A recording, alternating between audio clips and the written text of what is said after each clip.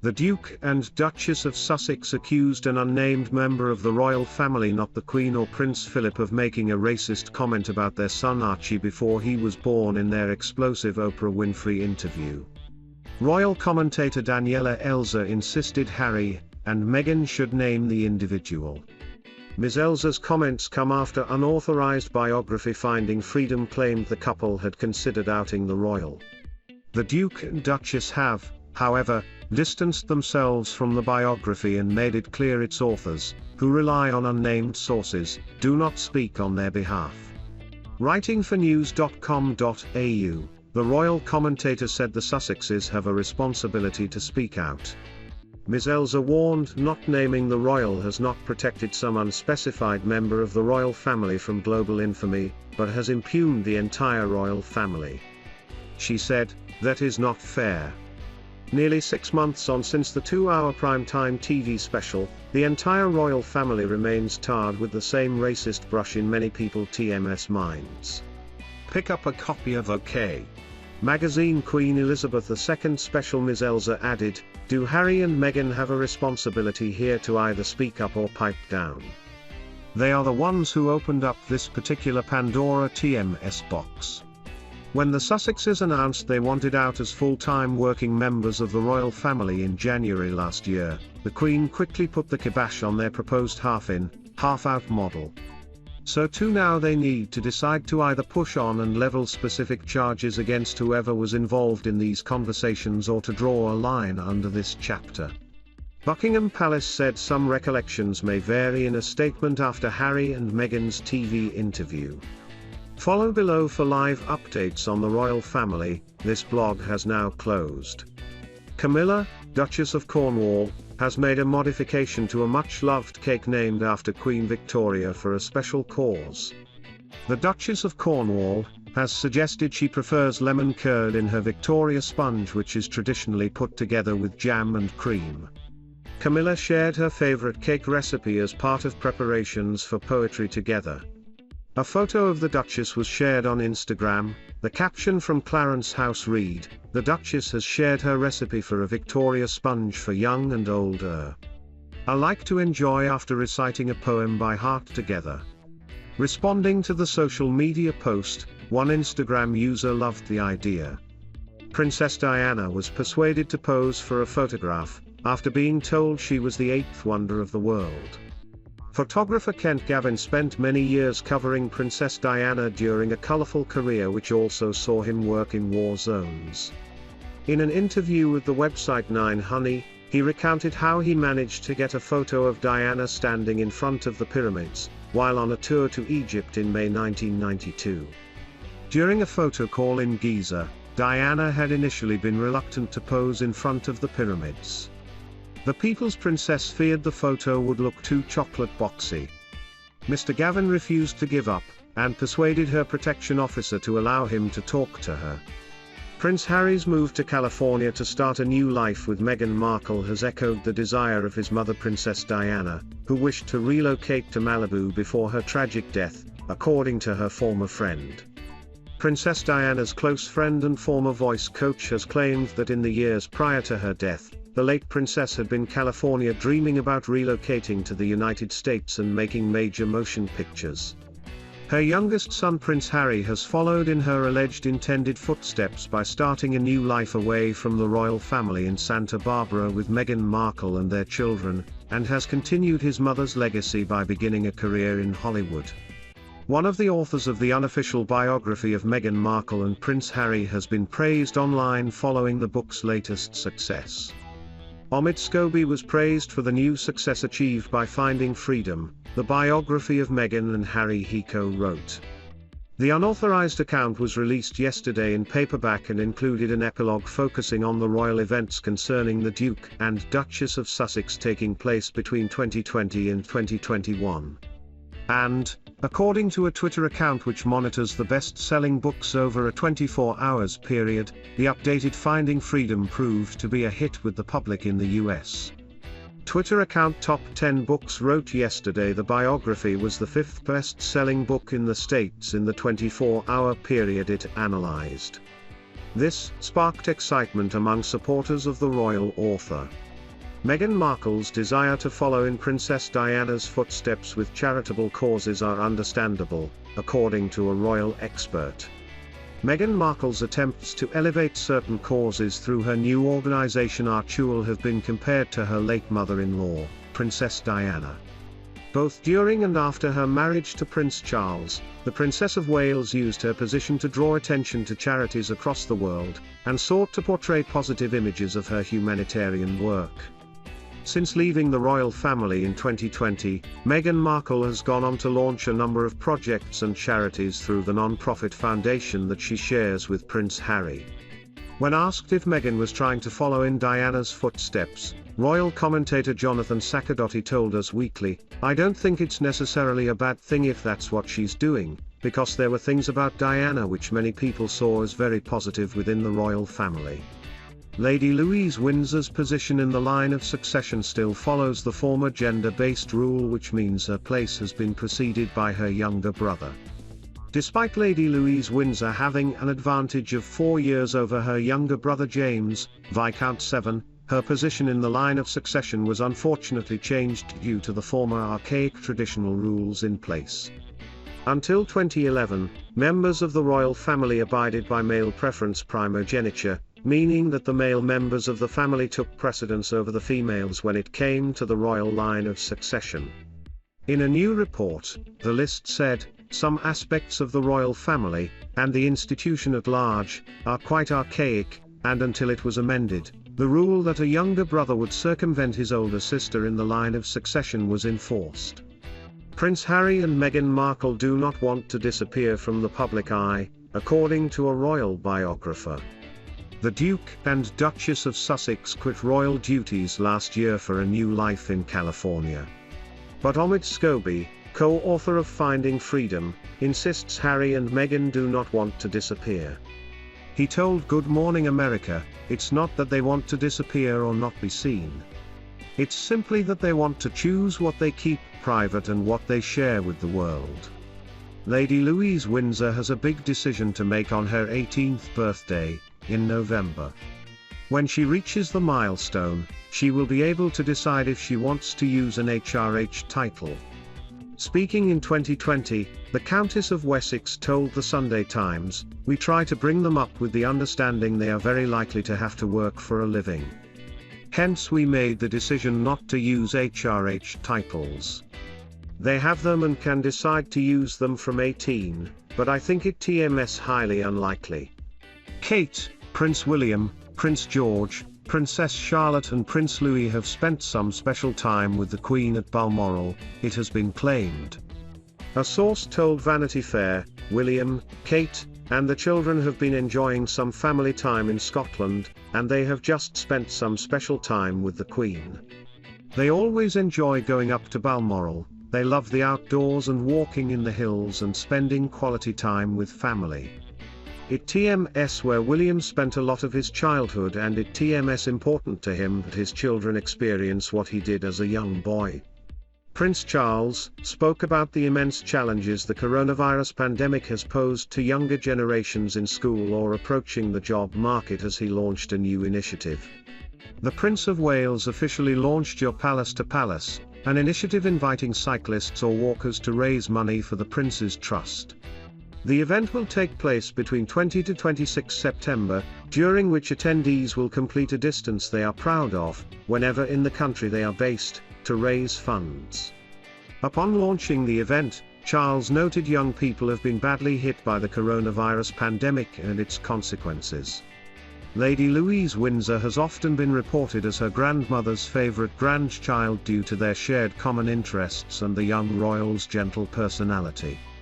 The Queen has a particularly close relationship with her youngest granddaughter. The young royal has made a big impact on the 95-year-old monarch due to her patience and, in recent months, her babysitting skills with Princess Charlotte.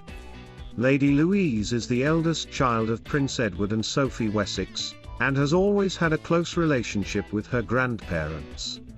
The list reported, some of the Queen's most high-profile grandchildren include Prince William and Prince Harry, but it's Louise who has a special place in the Queen's heart. One of the authors of the unofficial biography of Meghan Markle and Prince Harry has been praised online following the book's latest success. Omid Scobie was praised for the new success achieved by Finding Freedom, the biography of Meghan and Harry he co-wrote. The unauthorized account was released yesterday in paperback and included an epilogue focusing on the royal events concerning the Duke and Duchess of Sussex taking place between 2020 and 2021. And, according to a Twitter account which monitors the best-selling books over a 24-hour period, the updated Finding Freedom proved to be a hit with the public in the US. Meghan Markle must be absolutely livid over Ofcom's ruling about Piers Morgan's comments in reaction to her Oprah interview, a royal expert has claimed. Royal biographer Angela Levin told The Sun, "I think she will be absolutely livid and she TMLL ask her lawyers to see what they can do about it. She can TMT cope with someone saying she didn't TMT tell the truth. Because she is all about compassion and understanding and caring for people." Prince Harry and Prince William's rift claims have been destroyed after an expert said they just had a subtle disagreement. Stuart Pearce, the author of Diana, The Voice of Change, told Express.co.uk, "My stance on the matter is somewhat different to the majority of the British people because there has been this statement that there has been a huge rift between Harry and William. The fact is there isn't a rift. As growing, powerful men in the world, being brothers, there was possible a subtle disagreement, and it was only a disagreement. But as a result of the British press, suddenly there was a huge rift, which was then exacerbated by the freedom statement made by Meghan and Harry to Oprah. There was never anything to repair between them." Katie Harris taking over live reporting from Rachel Russell. Following the departure of Meghan, 40, and Harry, 36, royal commentator Marlene Koenig claimed the pair were a valuable asset to the firm. Without the young royal couple to take the firm forward, Ms. Koenig questioned what the future of the royal family may look like. Speaking to Express.co.uk, Ms. Koenig said, "Harry and Meghan, who certainly do have a popular following, could have been extremely helpful. Helping supporting the royals would have been a huge asset, but it didn't end that way and we don't know the full story." Ofcom has ruled he was entitled to say he disbelieved the Duke and Duchess of Sussex's allegations and to hold and express strong views that rigorously challenged their account. Sussex fans were quick to share their anger at the disgraceful verdict. One person wrote, "They've defended the worst behavior." Another added, "Disappointing that Ofcom can make this decision." A third user said, "Absolute joke. What was the point?" And a fourth simply wrote, "Disgraceful." Omid Scobie joined Alison Hammond and Rochelle Humes on Wednesday TMS This Morning to discuss the new 25-page epilogue to Scobie and Carlin Durand TMS Finding Freedom. The royal biographer discussed the unauthorized biography and put straight any claims the Duke and Duchess of Sussex had any input in the book. He did note, however, there were points in the book the royal couple might not agree with. Humes began, "I always wonder how biographies work. Harry and Meghan were unable to release their own biography, so that TMS where you come in. How do you get to find out so much about their life?"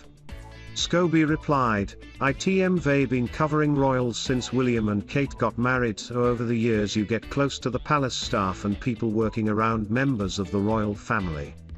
That TMS how it started with the Sussexes, you build that relationship, but my background is also in entertainment news, so I knew a lot of people who knew Meghan as well. The idea for this book really came around when we started to see that a lot of the papers were creating this caricature of Harry and Meghan that I wasn't TMT seeing in front of me." Princess Diana's former butler Paul Burrell has claimed Her Majesty is lawyering up and is preparing to take on Harry and Meghan Markle when his autobiography is released after losing patience the allegations made towards the royal family. He told Closer magazine the Queen is a warm, fair, loyal, forgiving, compassionate woman. But the former royal butler warned if you cross her more than once, or tell her lies, you lose her respect and suggested she could be reaching breaking point. Mr. Burrell said, "The Queen lawyering up is totally unprecedented. It's her way of saying, enough is enough now. The Queen is a warm, fair, loyal, forgiving, compassionate woman, but if you cross her more than once, or tell her lies, you lose her respect. And it seems things have gone too far. Harry and Meghan show no signs of stopping the missiles.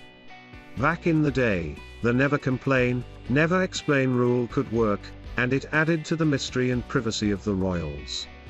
Nowadays, with how quickly news travels and social media, it simply can't work, especially given Harry and Meghan's allegations." The former presenter of Good Morning Britain was entitled to give his opinions during the controversial debate, Ofcom has stated. Piers Morgan, 56, faced a huge backlash back in March after he labelled Meghan Markle's bombshell claims on the Oprah Winfrey interview as false. When he questioned the 40-year-old's claims she had suffered suicidal feelings, GMB's Alex Beresford stepped in to criticize Piers' standpoint before the broadcaster stormed off the set. At the time, Ofcom stated, "We can confirm receipt of a standards complaint made on behalf of the Duchess of Sussex." But today, September 1st, Piers' comments were found to be acceptable as the watchdog confirmed restricting such opinions would be an unwarranted and chilling restriction on freedom of expression. Prince Harry and Meghan Markle are hoping to establish themselves within the philanthropy world through their organisation Artual, according to a royal commentator. Nick Bullen, the co-founder and editor of True Royalty TV, told Fox News, "Clearly they remaking their voices heard in the philanthropy world. They've been hearing that Meghan is keen for some sort of form of political office. I don't think they necessarily courting the celebrity world as one might think. But at the same time, it's going to cost a lot of money to fund their new lives. And I think that the big thing now, how are they going to generate huge amounts of money to do what they want to do both personally and professionally? How will they do that without relying on their royal statuses?" Vanity Fair revealed all of the Cambridges, including their 3 children, have spent time at Balmoral. They have also been able to see Prince Charles and Camilla, as they have been staying at Birkhall, the property the Queen Mother gave to Charles when she died in 2002. A source told Vanity Fair, "William, Kate, and the children have been enjoying some family time in Scotland, and they have just spent some special time with the Queen. They always enjoy going up to Balmoral, they love the outdoors and walking in the hills and spending quality time with family. It's where William spent a lot of his childhood, and it's important to him that his children experience what he did as a young boy. Her Majesty will celebrate next year 70 years of service, having ascended to the throne on February 6, 1952. Festivities have been organized throughout the country to mark the historic milestone. Historian Hugo Vickers believes the Platinum Jubilee will provide the perfect antidote to the lockdown blues. It's such an opportunity to have fun, to celebrate the Queen and to enjoy doing it," he said. Tuesday was the 24th anniversary of the death of Princess Diana, the mother of William and Harry. The People's Princess was tragically killed in a car accident in Paris along with her then fiancé copyright Dodi Al-Fayed on August 31, 1997. The Duke of Cornwall decided to post 2 messages to his official Twitter account on the anniversary of the accident, with one thanking people for coming to visit Clarence House, while the other showed pictures of the horse corridor and asked fans how many horses they could spot there. However, many believed the posts were inappropriate, given the significance of the day.